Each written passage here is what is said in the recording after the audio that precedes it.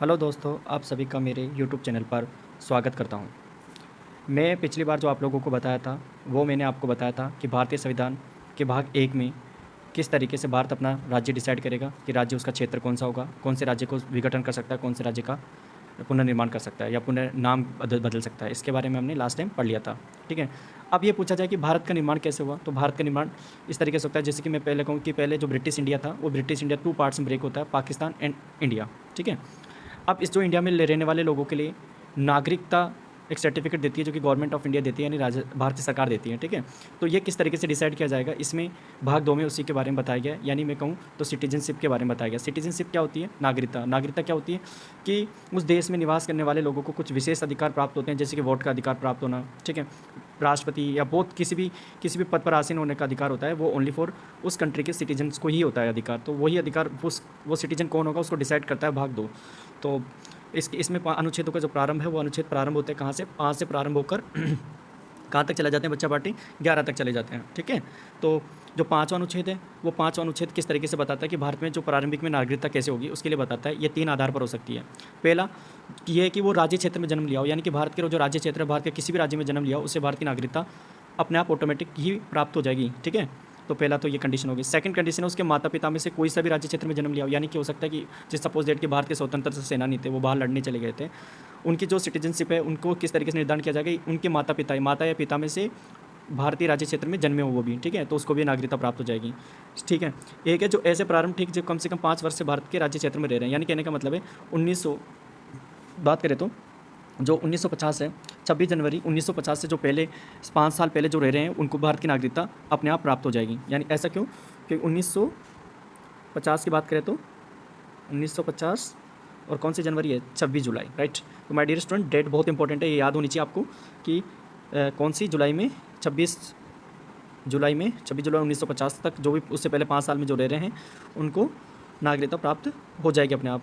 अब बात करते हैं आर्टिकल 6 के बारे में, यानी अनुच्छेद 6 के बारे में। भारत से पाकिस्तान प्रोविजन होने वाली, ये कोई खास आर्टिकल नहीं है, ये विशेष अधिकार उस समय ही काम का था जब भारत और पाकिस्तान का पार्टीशन हो रहा था, अलग अलग बट रहे थे। तो ये क्या बताता है? इसमें 2 पार्ट्स ब्रेक कर सकते हैं अपन लोग, देख सकते हैं। तो इसमें क्या दिख रहा है आप लोगों को कि जो अनुच्छेद 6 है, वो अनुच्छेद 6 आपको बताएगा कि पाकिस्तान से आने वाले लोगों को नागरिकता कैसे प्राप्त होगी। उसके लिए उन्होंने क्या बनाया? एक परमिट बनाया। परमिट कब से बनाएगा? वो होगा 19 जुलाई 1948 से। जो भी 19 जुलाई को परमिट होगा उसके पास, वो भारत का नागरिक हो सकता है, ठीक है। तो परमिट कब का होना चाहिए भाई? 19 जुलाई, डेट याद रखना बच्चा पार्टी, 1948 से पहले का, ठीक है। तो ये आप दो देख भी पा रहे होंगे इस PDF फाइल में, ठीक है। सेकंड, दूसरा 19 जुलाई, इसका जो सेकंड पार्ट है वो बताता है कि पहला जो सबसे इंपॉर्टेंट है, 19 जुलाई 1948 से पहले वो भारत में रह रहा हो तो उसको भी नागरिकता प्राप्त हो जाएगी।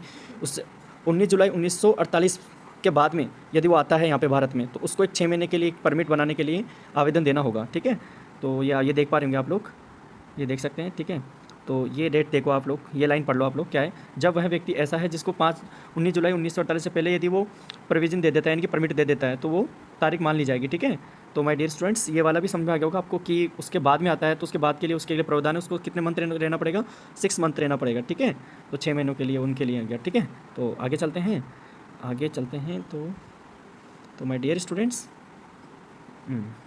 ठीक है, क्या हो गया? अब आगे बढ़ते हैं। तो आर्टिकल से 7 आ जाता है। आर्टिकल 7 क्या बताता है आपको? जो आर्टिकल 7 है, वो आर्टिकल 7 कुछ खास नहीं है आर्टिकल 7 में भी, लेकिन फिर भी आप लोगों को याद होना चाहिए कि जो भारत में जो पाकिस्तान से आए लोगों को नागरिकता कैसे प्राप्त होगी, उसके लिए उसके बारे में ये बताता है कि जो भारत में जो आए हैं, जैसे कि 1 मार्च 1947 से पहले जो भारत में आए हैं, उनके लिए क्या करना पड़ेगा? रजिस्ट्रेशन देना पड़ेगा और उन्हें भी 6 महीने के लिए रुकना पड़ेगा वापस, ठीक है। जैसे एग्जांपल के लिए कि मान लो कि 1 मार्च 1947 की डेट दे रखी है, राइट। इंपॉर्टेंट है, डेट याद रखना माय डियर स्टूडेंट्स, कि मतलब उसके बाद में यदि कोई व्यक्ति आता है तो उसे 6 महीने 1 मार्च 1900 देख सकते हो आप लोग, ये डेट दिखाई दे रही होगी, ठीक है। ये डेट आपको दिखाई दे रही होगी यहाँ पे, ये देख सकते हैं, ये डेट देखिए आप लोग, ये अंडरलाइन जो मैं कर रहा हूँ, ये अंडरलाइन देखिए आप, ठीक है। ये जो 1 मार्च वाली डेट है, इसके बाद में यदि कोई आता है तो उसके लिए उसे भी वापस रजिस्ट्रेशन करना पड़ेगा और 6 महीने तक रुकना पड़ेगा। 6 महीने बाद उसको नागरिकता प्राप्त हो जाएगी। आर्टिकल 8 की बात करें तो आर्टिकल जो 8 है, यानी कि अनुच्छेद 8 है, वो अनुच्छेद 8 किसके बारे में बताता है माय डियर स्टूडेंट्स? अनुच्छेद 8 आपको बताएगा कि जो भारत से बाहर रहने वाले लोगों के जो बच्चे पैदा होंगे, उनको किस तरीके से नागरिकता मिलेगी, ठीक है। उनको नागरिकता मिलने का मतलब सिंपल सा तरीका है कि वो क्या होना चाहिए? 1935 से पहले उनका जन्म यहाँ पर इंडिया में हुआ होना चाहिए, इसमें कोई शक ही नहीं है, ठीक है। तो क्या देख सकते हैं अपन, ठीक है, भारत का नागरिक अपने आप हो जाएगा यदि उसके माता पिता कहाँ जन्मे हो, भारत में जन्मे हो। तो अब बात करते हैं अनुच्छेद 9 के बारे में। अनुच्छेद 9 किसके बारे में बताता है? अनुच्छेद किसी भी विदेश की नागरिकता यदि ले लेगा, यानी कि उसकी नागरिकता को कैसे छीन सकते हैं। जो विदेश, यदि कोई विदेश डाला जाता है कोई व्यक्ति और वहाँ की स्वेच्छता से वो अपनी क्या कर लेता है, वहाँ की नागरिकता अर्जित कर लेता है, उसके बाद उससे वो नागरिकता छीन ली जाएगी माय डियर स्टूडेंट्स। भारत की नागरिकता नहीं प्राप्त होगी यदि वह स्वेच्छता से वहाँ की उस विदेश में किसी भी देश के, सपोज दैट जैसे अमेरिका में चला गया तो अमेरिका की नागरिकता ले लेता है, तो उसके बाद उसकी भारत की नागरिकता उससे समाप्त हो जाएगी, ठीक है।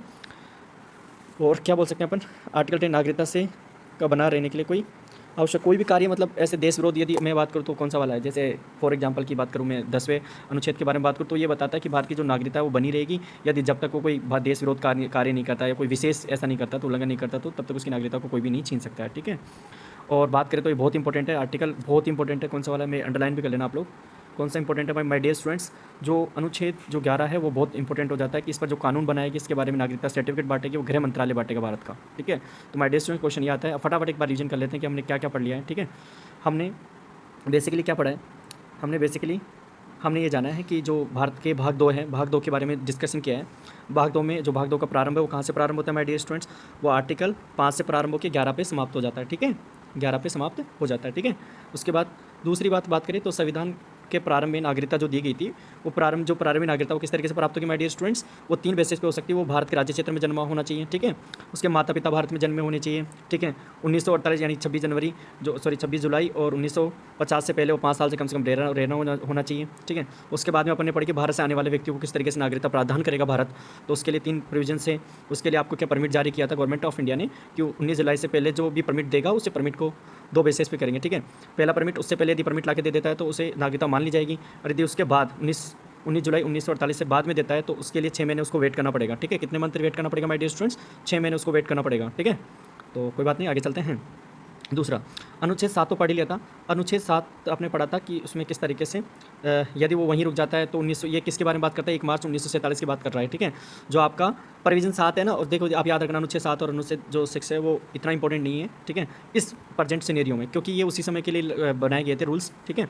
तो माय डियर स्टूडेंट्स आगे हम बढ़ते हैं, तो अनुच्छेद 8 के बारे में बता दिया मैंने आप लोगों को कि वो किस तरीके से भारत से बाहर रहने वाले बच्चों को नागरिकता प्रदान करता है, यानी कि भारत से रहने वाले कोई व्यक्ति, उसके यदि भारत के मूल है, यानी उसके माता पिता भारत के रहने वाले हैं और वो उसके जो बच्चा होता है उसको भारत की नागरिकता स्वेच्छा से प्राप्त हो जाएगी। थर्ड जो भारत की ये जो 9 है इंपॉर्टेंट है माय डियर स्टूडेंट्स। अनुच्छेद 2 बहुत इंपॉर्टेंट हो जाता है। 9 ध्यान रखना कि भारत की जो नागरिकता वो किस तरीके से जा सकती है। यदि कोई व्यक्ति विदेश में जाता है, विदेश की नागरिकता ग्रहण कर लेता है तो उसके तत्पश्चात उसकी वो नागरिकता छीन ली जाएगी, ठीक है। थैंक यू सो मच, आप लोगों ने मुझे इतना प्यार दिया उसके लिए, और ये वीडियो यहाँ तक देखा उसके लिए thank you so much my dear student.